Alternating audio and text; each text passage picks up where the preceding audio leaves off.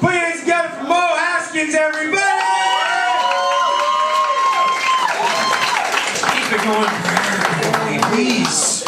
Or stop, that's alright. Alright, I want to share some information that happened to me earlier today. It means a lot to me. I recently came out to my mom today. Yes, I told her I was black. She was devastated. She thought it was a skin condition. How's everybody doing tonight? Good? Thank you. It's really good to be down here. And I say down here, I'm from upstate New York. And usually up there, I'm the token black guy. And as you can see from the lineup tonight. And for those who don't know what that means, I mainly hang out with white people. And you know why I do that? Because I'm smart. Think about it. What do you think about when you see 4 white guys, 1 black guy? Community outreach or some kind of Big Brother program, charity, you know? What do you think about when you see 4 black guys and 1 white guy? Hostage situation, right? Yeah! That's right. A friend of mine actually came up to me and suggested how I get blacker. Get this. He told me to eat cornbread. Right? Like, apparently a lack of blackness is due to a cornbread deficiency. This is news to me. But like, white guy, or other white guy.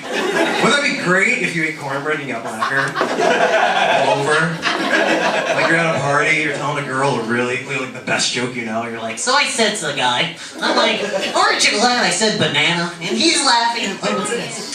Oh, it's good. So I'm laughing like a motherfucker, you know what I mean? I see that shorty, I slap that. Just be careful of side effects. When you go to movies, you might feel obligated to yell at the screen. And when you go home, you might have this big urge to watch BET. It's okay. 24 hours will go away. But I'm not even that black, you know. Like, I'm only Negro shade 13, so I'm kind of low on this. Get this, I actually got a cab today. He didn't even realize it. He looked in the back, he's like, oh shit.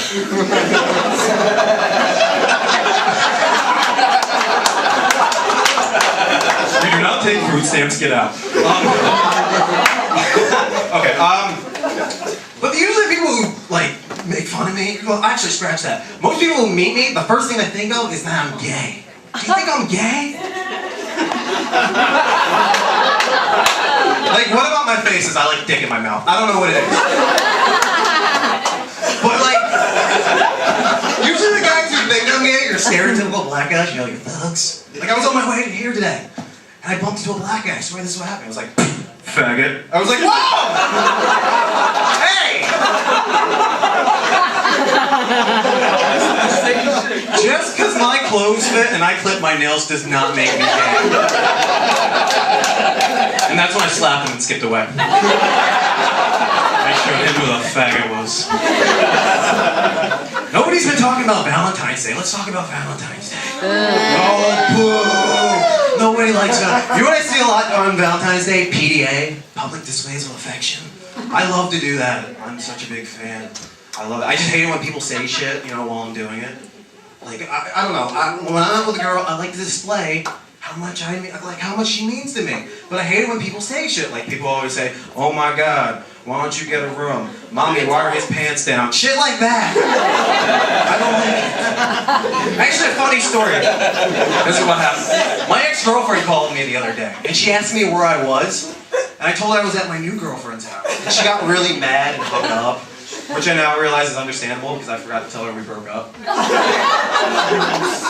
Okay, back to sex. Okay, here we go. I have a personal philosophy about sex. Here we go. Everyone should apply it. Ready?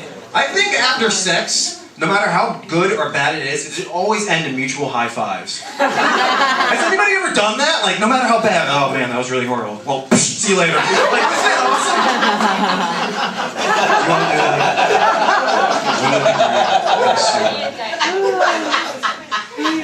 Wow. So, I don't know, I used to be always single on Valentine's Day, and like my singleness hit a like all-time low. Like I actually made a second Facebook account for my right hand so I could be in a relationship with it. I was that sad. I just hated dating. I'm just not good at dating. I just don't like dating. Always something weird always happens when I'm dating. Like, alright, let me set up for you. Say, I went on a date with this girl, and she said she wanted an authentic Mexican. So I'm like, I can do that. So we're driving to Chipotle, and anyway, she's telling me how she likes guys who do impressions during sex. And I'm like, that's not that hard. Because I was already doing an impression of someone who found her attractive. Some of you guys are quiet. Don't act like you're not shallow. Do not act like it. You're never in the club and you see a girl walk by with a fat ass and you go, holy shit. I bet she has a hell of a personality. You don't say that! I'm afraid of sex because I'm afraid of kids. Like, I want to take lessons from Waldo in the event that I have a child and I don't want to take care of it. So I can go hide in a crowd and no one will be able to find me. Wearing my red hat and my glasses. But like, if I did have a kid, I'd want to name him Alex Trebek. And raise him till he talks in the form of questions. Alex, what do you want tonight? What is macaroni and cheese? I think that's a good idea. I dated a girl who was into PETA. Get this, she was into PETA, right? And she invited me over to her, well, she didn't invite me. She called me over to come to her house because she had a mouse in it. And she wanted me to catch it in a humane way, right? So I'm like, okay, I can do that. So I set up a box, I put a stick under it, I put a piece of cheese under it, and the mouse went under there and got it, and I pulled the stick out. It works, seriously. And then I took it out into the safety of the woods and lit the box on fire. That's humane. It's in the woods. My mom asked me if I was indecisive the other day. I told her I wasn't sure. Thank you. That's a joke, one of the lamest jokes I've ever written. Here's a joke too. Ready? I recently read. Wow, thanks. I recently read this. Oh, well, I was taking my diabetes medicine the other day, and I don't have diabetes. I just take it so I don't get it. And I read that they took a census of the people who voted for Obama, and it turns out it was a lot of homeless people. Got that? Yeah. And they actually interviewed some of the homeless people, and they all gave the same answer. They asked, why did you vote for Obama? And all the responses were, because he promised us change. Okay, that's number 2. Here comes the third one. Remember that lullaby, Rockabye Baby? Does anyone remember that? That's really fucked up, isn't it? Because like, it's good, then halfway it just goes downhill. It's like Rockabye Baby on a treetop. When the wind blows, the cradle will rock. When the bow breaks, the cradle will fall. And down will come baby, cradle will go. Like, why don't you just cut out the middleman, kiss your child on the head before they go to bed and go, you're gonna die in your sleep. Just do that. It's so much easier. Yes.